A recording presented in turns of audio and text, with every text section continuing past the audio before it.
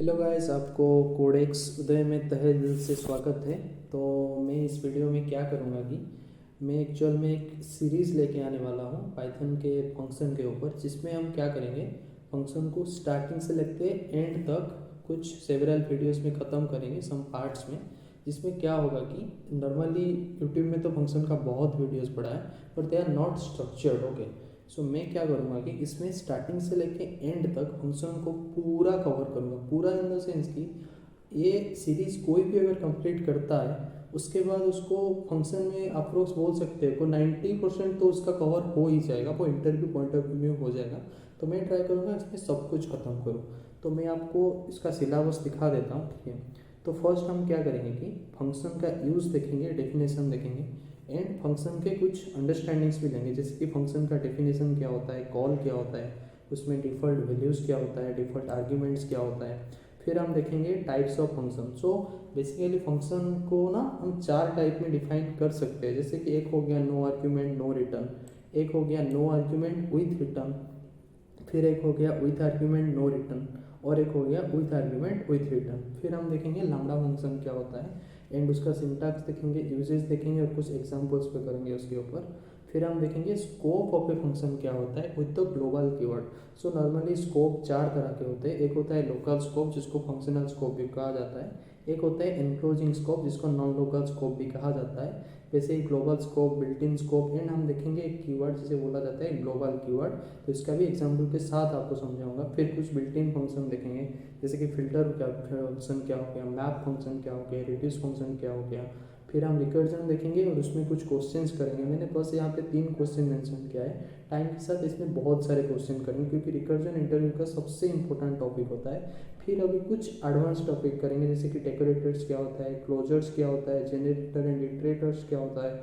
उसके बाद हम 2 चीज़ देखेंगे, asterisk ARGS and double asterisk KWARGS। इसका अंडरस्टैंडिंग देंगे, एग्जाम्पल देंगे, फिर दोनों को एक साथ यूज करेंगे। तो ये हो गया काइंड ऑफ सिलेबस दैट मैं कवर करूँगा इसमें एक स्ट्रक्चर्ड सीक्वेंस मैनर में। तो मैं उसका भी लाइक एक प्लेलिस्ट क्रिएट करके उसका लिंक डिस्क्रिप्शन दे दूँगा।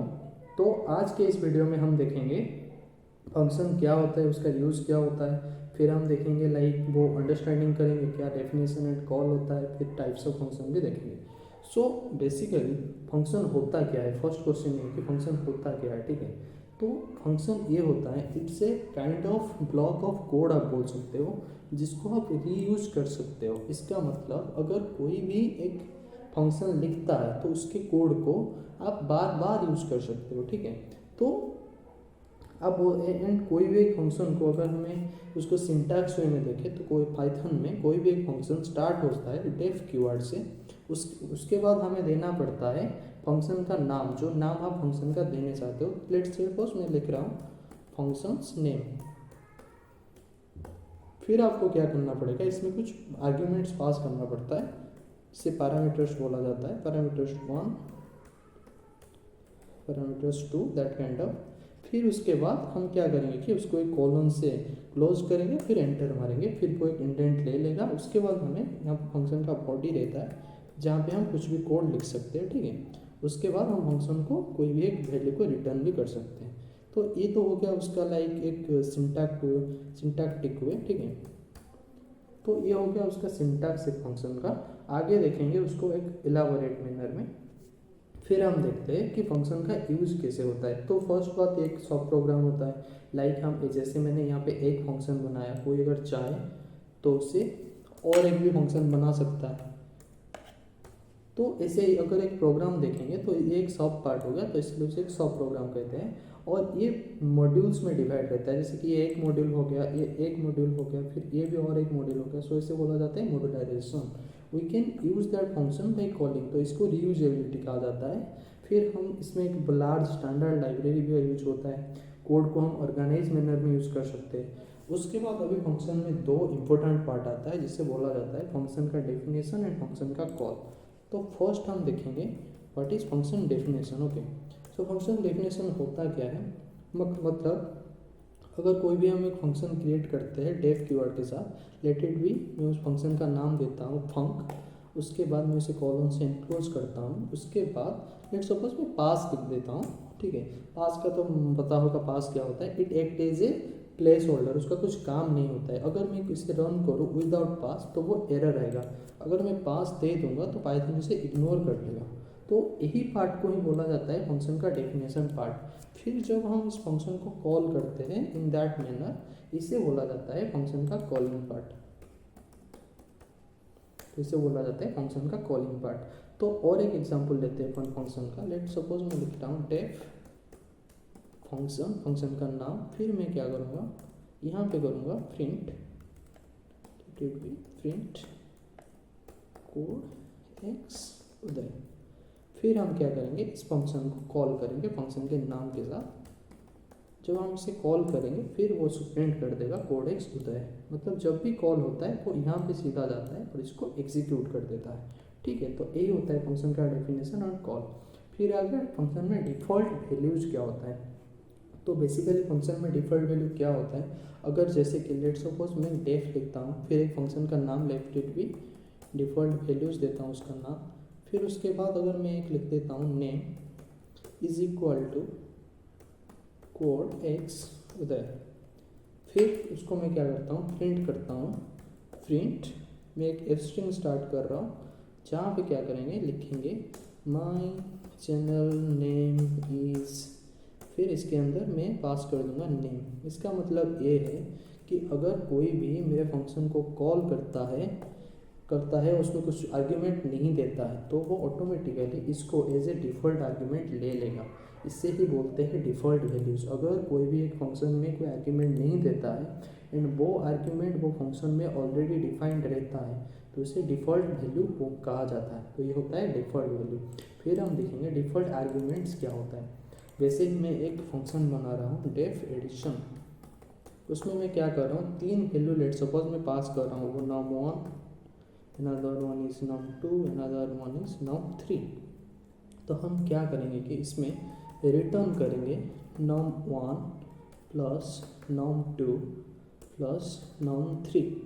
फिर हम क्या करेंगे, जब हम एडिशन को कॉल करेंगे और यहाँ पे हम जब पास कर देंगे, यहाँ पे लेट सपोज मैं num1 का वैल्यू दे देता हूँ 12, num2 का वैल्यू दे देता हूँ 13। फिर जब मैं एडिशन को कॉल करूँगा कुछ भी आर्ग्यूमेंट ना देके, तो वो एक एरर देगा। देखिए वो एरर क्यों दिया, क्योंकि यहाँ पे तो 2 वैल्यू हमने डिफ़ॉल्ट दे दिया पर हमने तीसरा वैल्यू नहीं दिया। तो अभी हम अगर कुछ भी वैल्यू देते हैं तो it will take it as a third argument. तो हम जब इसे रन करेंगे तब भी वो एरर आ रहा है। क्यों एरर आ रहा है, मैं जानबूझ के ये चीज़ इसीलिए किया क्योंकि अगर हम कुछ भी डिफ़ॉल्ट आर्ग्यूमेंट देते हैं और किसी एक वैल्यू में आर्ग्यूमेंट नहीं रहता है, तो हमेशा ट्राई करना वो वैल्यू को स्टार्टिंग में लिखने के लिए। मतलब मैं num3 को अगर हम स्टार्टिंग में लिखते हैं num3 कॉमा, फिर मैं यहाँ पे क्या करता हूँ, num3 को काट देता हूँ, फिर रन करता हूँ। तो यहाँ पे देखिए, तो ये फर्स्ट वैल्यू को फर्स्ट आर्ग्यूमेंट में असाइन किया जिसका वैल्यू 3 हो गया। फिर उसने चेक किया सेकेंड वैल्यू ऑलरेडी डिफ़ॉल्ट है, थर्ड वैल्यू भी डिफ़ॉल्ट है, तो इसने क्या किया कि 3 में 12 प्लस 13 को ऐड करके 28 दे दिया। अगर मैं फिर से एडिशन को कॉल करता हूँ, यहाँ पे दे देता हूँ 3 फिर 2 फिर 1, तो अभी अगर रन करूँगा ये 6 आया। क्यों 6 आया, इसका मतलब अगर जब फंक्शन कॉल होता है तो फर्स्ट ये यहाँ पे चेक करता है कि कुछ आर्ग्यूमेंट है या नहीं। यहाँ पे जो 3 आर्ग्यूमेंट है, इसने 3 आर्ग्यूमेंट को num3 num1 एंड num2 में असाइन किया, फिर उसको रिटर्न किया इस वैल्यू से। अगर मैं यहाँ पे 2 आर्ग्यूमेंट्स देता हूँ तो 1 एंड 2, अगर मैं रन करता हूँ तो ये क्या होगा, ये 1 को ट्रीट किया num3 के लिए, 2 को ट्रीट किया num1 के लिए, और वो 12 को इग्नोर करेगा क्योंकि इसे फर्स्ट प्रायोरिटी दिया जाता है। ठीक है, जो फंक्शन के इसके बॉडी के अंदर जो पैरामीटर जो कॉलिंग के टाइम दिया जाता है वो फर्स्ट प्रायोरिटी रहता है। ठीक है, फिर क्या किया ना, वो num3 में ऑलरेडी असाइन है और यहाँ पे कुछ वैल्यू भी नहीं है, इसीलिए तो उसे 1 2 लिया, फिर 13 के साथ उसे ऐड किया। I think it is clear, different values and different arguments. अब हम देखेंगे टाइप्स ऑफ फंक्शन, मतलब फंक्शन को क्रिएट करने के कुछ टाइप्स होता है। फर्स्ट आ गया नो आर्ग्यूमेंट नो रिटर्न। इसका मतलब ये है कि मैं आपको बता देता हूँ, अगर मैं एक फंक्शन क्रिएट करता हूँ लेट इट बी NANR, ये बोलता है इसमें कुछ भी आर्ग्यूमेंट मत देना, इसका मतलब ये ब्लैंक रहेगा। फिर ये बोलता है इसमें कुछ रिटर्न भी नहीं रहना चाहिए, तो हम बस इसे प्रिंट लिख देंगे, फिर हम लिख देंगे NANR। Let it be this, no argument no return. जब हम इसे रन करेंगे, उसे कॉल करेंगे,